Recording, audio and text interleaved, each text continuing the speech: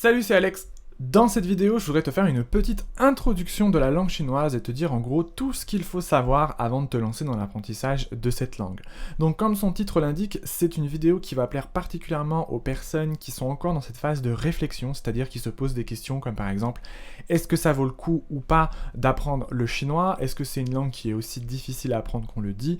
Combien de temps ça prend pour réellement atteindre un bon niveau? Par où commencer l'apprentissage de la langue chinoise si tu décides de te lancer dans cet apprentissage et en gros quelles vont être les principales difficultés qui vont t'attendre. Voilà, donc je vais d'abord répondre à toutes ces questions de la manière la plus claire et concise possible et ensuite je te donnerai quelques conseils si toi aussi tu as envie d'apprendre le chinois pour t'aider à surmonter les premières difficultés et prendre un bon départ dans l'apprentissage de cette langue. C'est parti!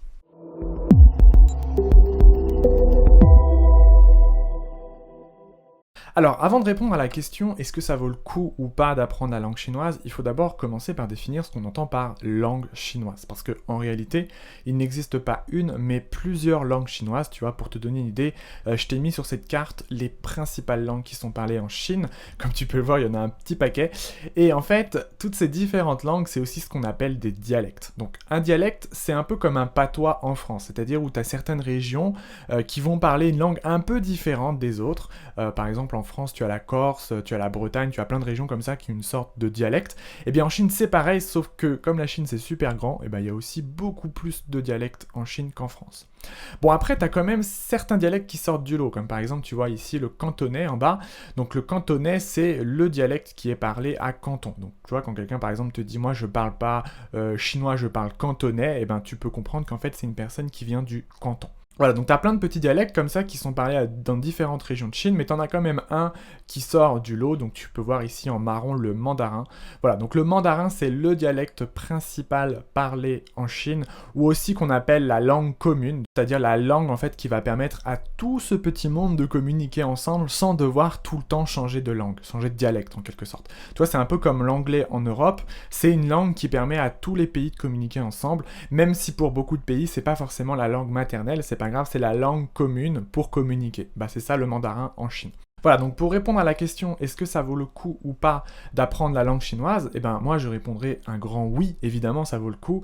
Je veux dire c'est quand même parlé par plus de 1,5 milliard de personnes dans le monde, donc très clairement oui ça vaut le coup d'apprendre le mandarin, mais à une condition quand même, c'est que tu sois déjà à l'aise en anglais, parce qu'aujourd'hui l'anglais reste toujours et de très très loin la langue la plus rentable à maîtriser. Voilà, mais si tu parles déjà l'anglais, que tu parles déjà français et que tu veux apprendre une troisième langue, eh bien apprendre le mandarin, c'est à mon avis au moins aussi rentable à apprendre que l'espagnol, en particulier si tu t'intéresses à l'Asie, parce que déjà le mandarin c'est la langue mère de beaucoup d'autres langues asiatiques, donc si tu maîtrises le mandarin, ce qui est cool c'est qu'après tu pourras apprendre aussi plein d'autres langues asiatiques, comme par exemple le japonais, le coréen, ou même le vietnamien.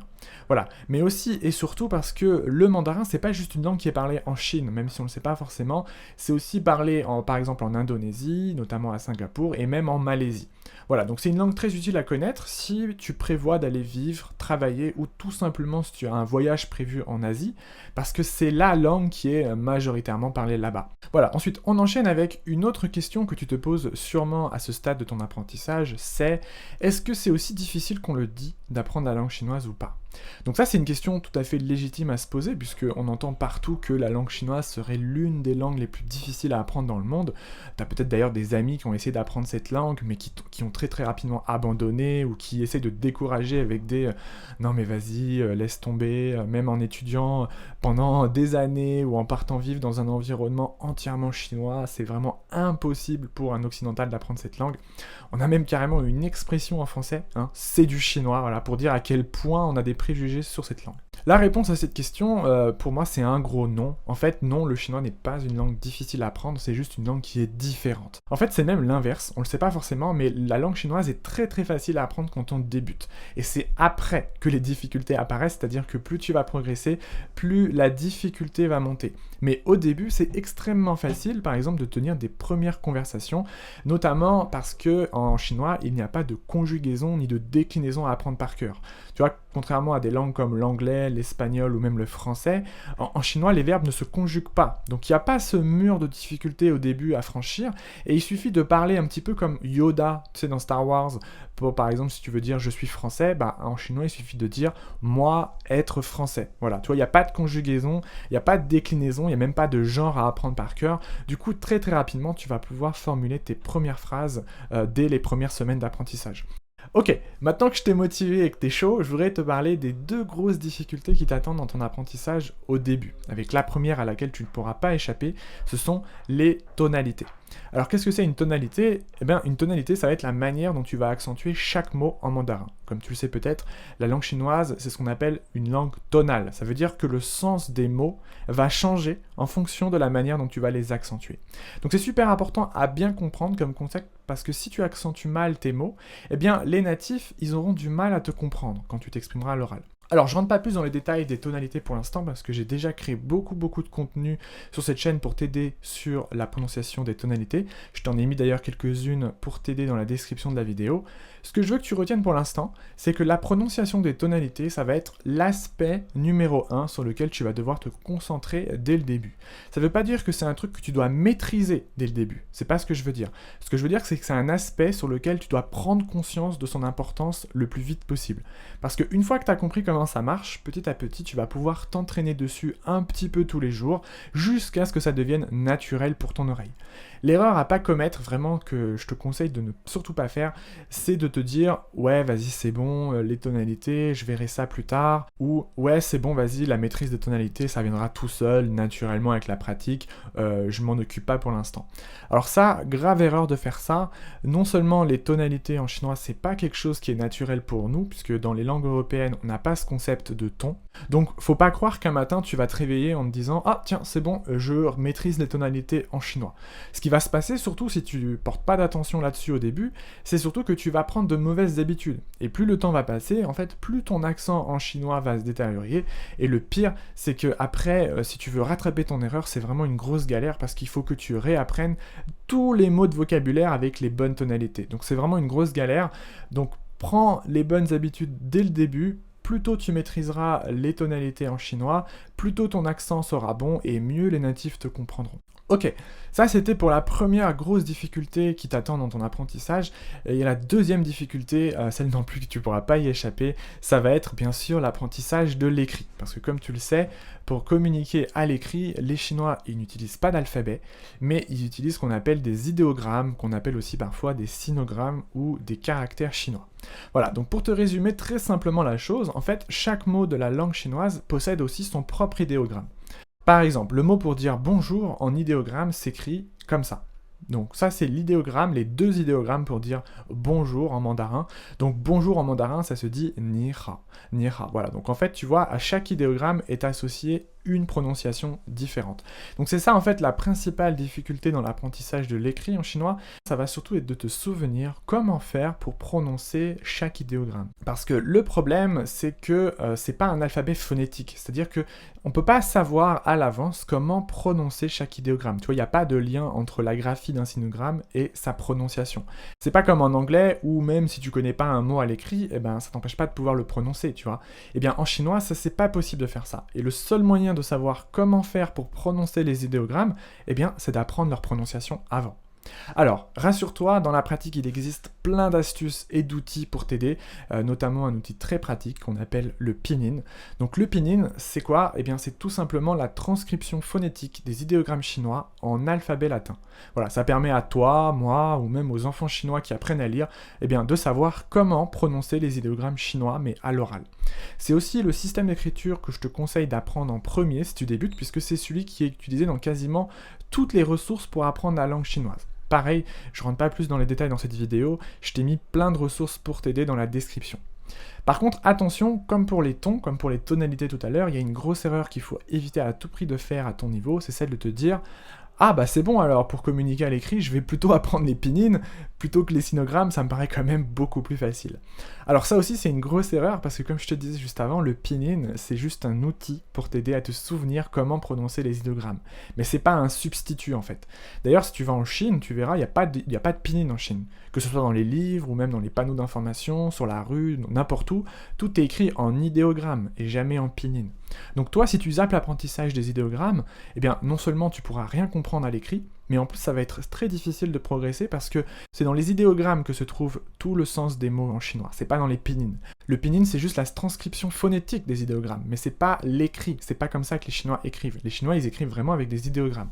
Donc pareil, tu verras dans la description de la vidéo, je t'ai mis des ressources dans lesquelles je t'explique comment faire pour apprendre les idéogrammes chinois. Tu vas voir, ils n'ont pas été tracés au hasard, c'est pas des petits symboles comme ça qu'on a pris au hasard et qu'on a dessiné, il y a vraiment une logique à l'intérieur, et une fois que tu as compris comment ça marche, après c'est très facile d'apprendre les idéogrammes. Ok, donc on a dit beaucoup de choses dans ces petits cours d'introduction, donc je voudrais te faire un petit récap de tous les points importants, tous les idées clés qu'on a dit. Alors la première idée clé, c'est que le mandarin, en fait, c'est la langue commune en Chine. Il faut voir ça comme le dialecte principal parlé en Chine. C'est celui que tout le monde apprend à l'école, c'est celui qui est utilisé dans les journaux, à la télé, à la radio, partout. Donc c'est également la version que je te conseille d'apprendre. Mais sache également qu'en Chine, chaque région a son propre dialecte. Donc c'est possible, par exemple, si tu vas à Canton, eh ben, tu entendras principalement du cantonais. Même si la plupart des gens savent également parler mandarin. Voilà. Mais il faut juste garder en tête que il y a des dialectes un petit peu dans chaque région. Mais donc le mandarin, c'est la langue commune qui permet à tout ce petit monde de communiquer ensemble.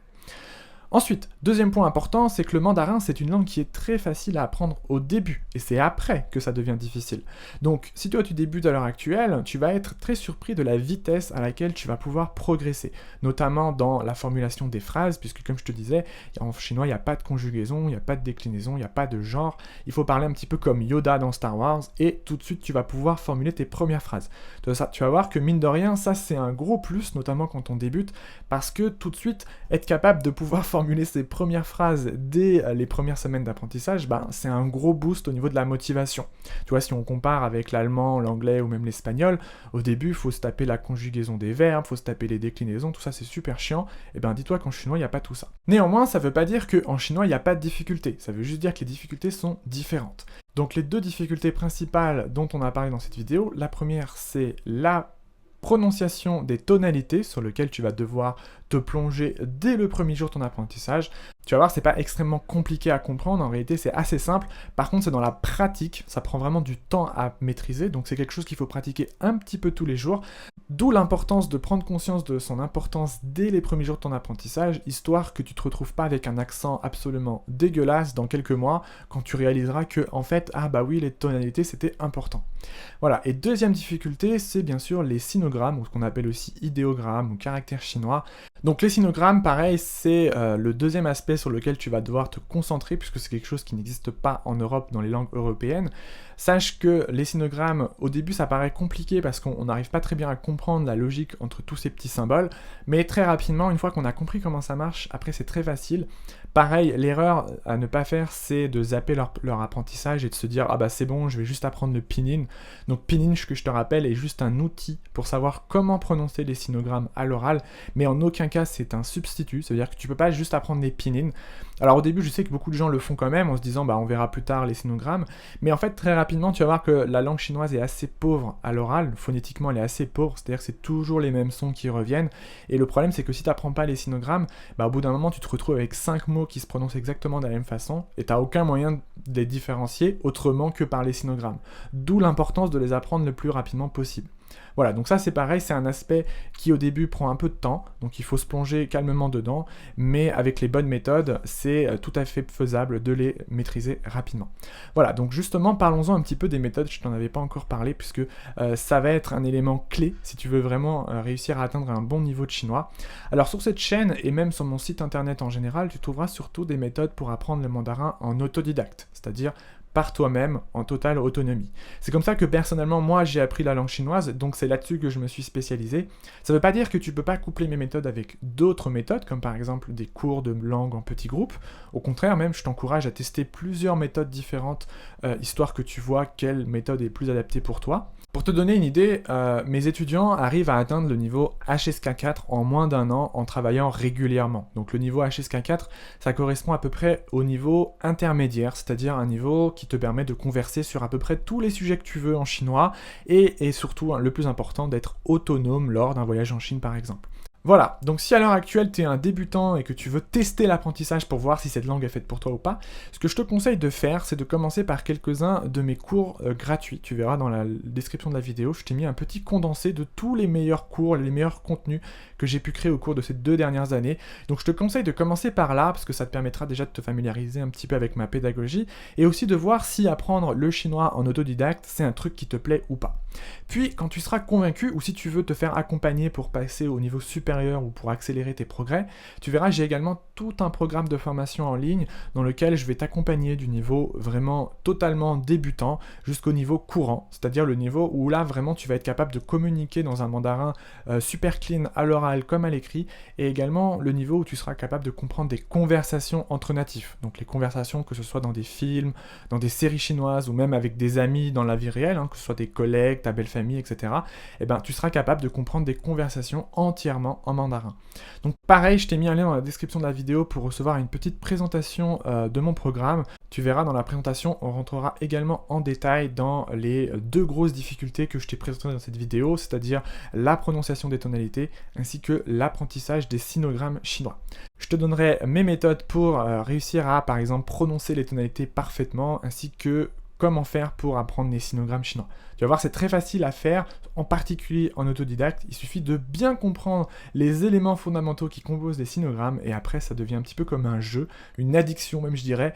Plus t'en connais, plus t'as envie d'en connaître. Voilà, donc je t'ai mis tout ça dans la description de la vidéo, va faire un tour, ça va beaucoup te plaire. Sur ce, moi je te souhaite un bon apprentissage et je te dis à bientôt pour une nouvelle vidéo de chinois. Bye bye.